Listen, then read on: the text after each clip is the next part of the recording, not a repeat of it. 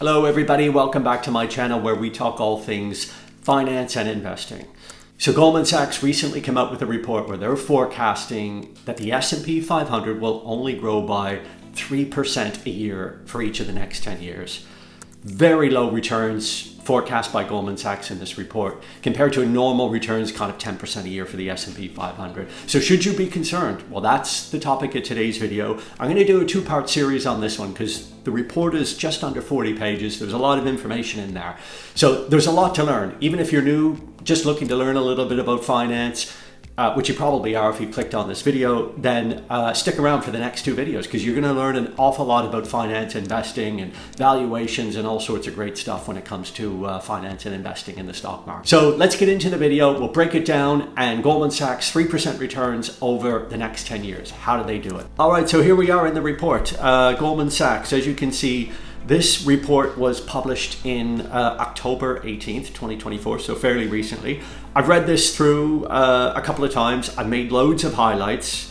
As you can see, there's yellow all over the screen, but that's fine. We're going to go through it all. I'll pick some of this stuff out, some of my highlights. I'll skip over others, but we'll just try and get into the important stuff for you guys to really understand how they come up with this this crazy low forecast of 3% a year for the next 10 years. Okay, so if you have a look at the top one here, so they estimate the S&P 500 will deliver a nominal total return of 3% during the next 10 years. Nominal is just before inflation is factored in. So actually, if inflation is 1% or 2%, then your real return is actually going to be less than 3%. But that's what they've come up with, okay? And when they did this, they kind of estimated returns as low as minus 0.1% and highs of plus 7%. So the 3% is just kind of the midway point, if you will, and what they refer to as their base case. So that's how they got the 3%. So they actually, on the lower end, could say that it might even compound at a minus 1%, which is shockingly low.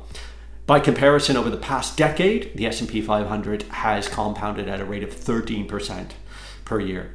Okay, so that gives you an idea of just how significant this forecast is and how much lower it is. If we look at the components that have gone into it, there's really 5 things, and this makes up the report really in its entirety. So we'll go through it one by one, but the 5 components are starting valuation, okay, stock market concentration, economic contraction frequency, which is really just macro recessions, for example, economic growth, corporate profitability, things like sales, profit margins, return on equity, and number 5, interest rates, which they kind of use the 10-year yield as a benchmark. But all of those things would go into a stock market's return because that's going to affect company returns and the profits. Their forecast would be 4 percentage points greater than their baseline, the 3% baseline, if we exclude market risk concentration. So actually, as you can see here right off the top in these bullet points, which are definitely worth a read, by factoring in market concentration, it actually reduces it by 4% a year.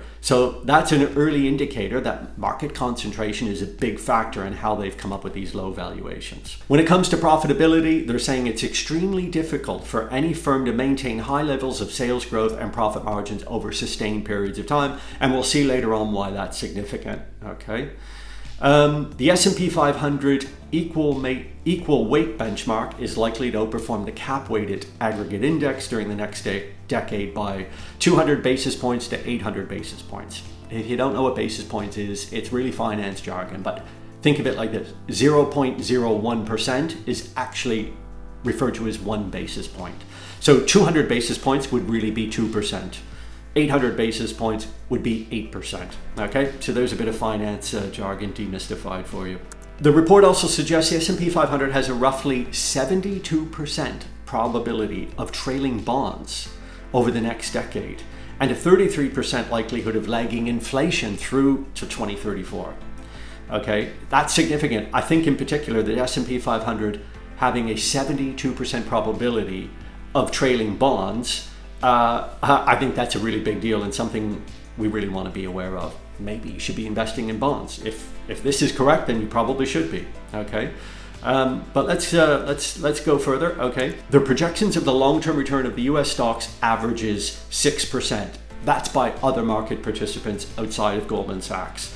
So other people are saying on average the range will be from 4 to 7%, which they take at 6. Goldman Sachs is saying, -1 to +7, which they take as a baseline of 3. So Goldman Sachs is actually 3 percentage points less than other market participants. So quite a bit less for them. So let's get into it a bit further, and we can see, I'll just pick out loads of stuff here that I think is interesting.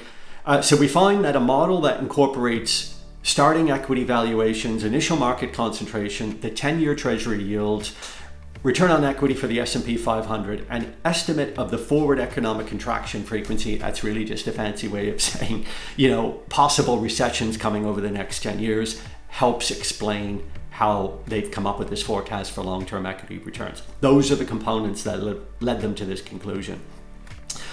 A differentiating model of this forecast is the inclusion of market concentration. So in addition to the other things I just mentioned, they're actually now including market concentration in this, and that's what's changed part of their outcome over the next 10 years. So market concentration is a big part of this, and they're actually saying, this is the first bit of really interesting information, I think. Market concentration is the highest it's been in 100 years. Now, what do they mean by market concentration? Well, it's really just the top 10 stocks, say, the percentage that makes up of the full S&P 500. We'll see later, it's a very high amount. So this market is heavily concentrated. So much so, it's the most concentrated in the last 100 years. So let's have a look. Exhibit 1, the S&P 500 analyzed trailing 10-year returns. Let's zoom in a bit. Modeled versus realized. So if you backdated back to 1940 on their models versus what the S&P has done, these are the two different colored lines here, the light blue and the dark blue. You can see their model for the most part has highly correlated with the S&P 500. So it does tell us that generally their models have been pretty accurate. There have been some times like 2000, for example, where the market was much higher than their model would have suggested. Okay, and here you can see going forward out to 2034, their baseline is 3%, as we saw a minute ago, with a high return of 7% a year and a low of -1. Okay, over the last decade, it's done 13%, and of that's a cumulative return of 233% over the last 10 years, which has been excellent returns. Worth noting, of that 233%, 127% of that was attributable to increased earnings during the period. So that tells you earnings by companies is what ultimately drives stock prices. So bear that in mind. It's the most powerful indicator of where stock prices will go, earnings of companies and future earnings. Okay, let's keep going down here. So their baseline right now, as we can see in Exhibit 2, their baseline at 3%. This is where it stands versus 10-year returns since the 1930s. Drastically on the lower end. The average they've got it is at 11%. So we're well below average for this forecast, to put that in perspective. Okay. 5 variables, as I mentioned: valuation, economic fundamentals, interest rates, market concentration, and profitability, things like return on equity. The components here, let's keep going. Pay attention to this bit, super important, I think. Okay, so the baseline return forecast is most sensitive to changes in starting valuation. All else equal, one multiple change in starting valuations would change their baseline by around 31 basis points, or 0.3%. So starting valuation of the companies that make up the S&P 500 is a huge part of this forecast. Where are we now versus historical valuations? Okay, well, we can see that right now using the S&P 500 cyclically adjusted PE ratio. It's a valuation metrics based off PE ratios over the last 10 years. We're in the 97th percentile, as you can see here, 97th percentile. So we're basically in the top 3%. In other words, valuations are extremely high, and higher than they've been in 97% of the time in the past, going back to 1930. If you look at the last 12 months return on equity, which is the profitability measure, the baseline input would be growth of return on equity of 20%. That is so high, it's in the 99th percentile. So top 1% again, and market concentration being the top 10 stocks and their valuation against the whole S&P 500, once again 99th percentile, meaning top 1%. So there's 3 things here that are kind of flashing red big time when you look at this. And that being valuation, 97th percentile, return on equity, profitability is at the 99th percentile, and market concentration, 99th percentile. So that's really three big reasons that they came to this conclusion of 3% growth over the next 10 years. So through the lens of their model, the most important variable for their forecast is the starting valuation, as we said a moment ago. The current level of equity valuation is a key reason for the 10-year return forward sits at the lower end. So current equity valuations, where are they? And they're clearly high, leading to this forecast of 3%. The cyclically adjusted PE ratio equals 38 times, ranking in the 97th percentile. We just saw that. And in today's environment, although valuations are unconditionally high relative to history, they're not overly alarming when they're viewed in the context of the interest rate environment and current profitability profile of the index. Good to know. So when it comes to valuations, you have to think about interest rates. If interest rates are very low, then it's not abnormal that valuations would be high, for example. Okay. And if companies are very profitable, then you would expect valuations to be high. And some would justify today's higher valuations on those two things. We've had historically low interest rates. Admittedly, they've come up recently, but they do appear to be on a path down right now. And companies have been extremely profitable, particularly at the top end, the top 10 companies. But if you look at this chart here in Exhibit 5, what you can see is where we are now in the cyclically adjusted price earnings ratio at 38 times. Very high, as you can see on this chart. And the last time it was higher than this was way back in 2000, and we all know what happened then. Huge crash in the markets. Okay, so that does put it in perspective a little bit in terms of where valuations are right now, definitely at the higher side. Okay, so market concentration. The metric is particularly important today because the US equity market is currently near its highest level of concentration in 100 years. Okay, so the largest companies in the S&P 500, the top 10, are a bigger part of the S&P 500 than they've been in the last 100 years. That is significant for sure.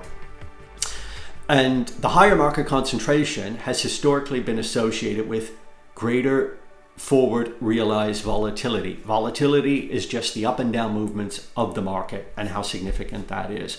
But more concentration, more volatility. Volatility generally not considered a good thing for the stock market, particularly if you're buying and expecting it to go up. Okay, so this suggests investors typically do not immediately price in risk from elevated market concentration, but long-term returns are negatively affected as a result of overpaying for less diversified assets.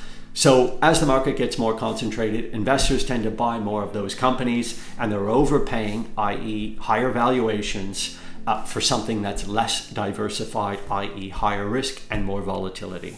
Okay? Their analysis shows that it's extremely difficult for any firm to maintain high levels of sales growth and profit margins over sustained periods of time. The same issues plagues highly concentrated index. So if the top 10 companies have taken on a much bigger proportion because they earn a lot more money through higher sales and higher profit margins, that this isn't really sustainable, and at some point that has to correct. So think of your big name companies, your top 10, Apple, Nvidia, Microsoft, Tesla, and others. The way that they've been growing, return on equity, sales growth, profit margins, that's not sustainable according to Goldman Sachs, and therefore it's going to hit the S&P 500 returns over the next 10 years. The current extremely high level of market concentration is one of the main drags on the return forecast. So there you go, concentration again, a big reason that it's dragging them down to this 3% forecast. Okay, we just see here in Exhibit 6 where they outline again their baseline versus the higher end and the lower end being 7% and minus 1%. If you exclude the concentration variable in this forecast, then they're saying that the baseline would actually be 7%. So this just comes back to what we saw earlier. By including concentration, you can take off 4% a year in returns per year on the S&P. So that's how important concentration is to this model, okay? And concentration around the top companies. Market concentration has surged to a multi-decade high, as we'll see in Exhibit 7. The other episodes, it was around this high, include 1932, 39, 64, 73, 2000, 09, and 2020. If you look at a lot of those, what happened after that? Big time crashes. Okay, not saying that that's going to happen, and they're not saying a crash around the corner either, but it does jump out a bit when you see things like 2000, 09, and 2020. Okay, Exhibit 7, the 10 largest stocks in the S&P 500 account for more than a third of the total market cap. So if we zoom into that chart here on the left-hand side, look at this. Market cap of the 10 largest S&P 500 companies as a share of the index total. It's this high right now. That is pretty shocking when you look at that on a graph. So 1/3 of the S&P 500 and the market value of that, or the market cap as they call it, the 10 largest companies, it's up to 36%. That is pretty shockingly high, and as you can see, higher than it's been in a long time. So although market concentration is not a sign of a near-term downside risk, i.e. a big market sell-off, high concentration is associated with lower returns over longer horizons. So because of this concentration, we're likely to see lower returns. Big component of all of this. Exhibit 11, higher starting market concentration associated with higher volatility, and here we are at the moment at high. So expect higher market volatility and lower returns on the back of that. As noted above, the 10 largest constituents in the S&P 500 account for 36% of the overall index, and they trade at a forward PE of 31 times, substantially above the 19 times multiple of the remaining 490. So the difference between the bottom 490 stocks and their valuation and the top 10 stocks and their valuation has gotten much wider.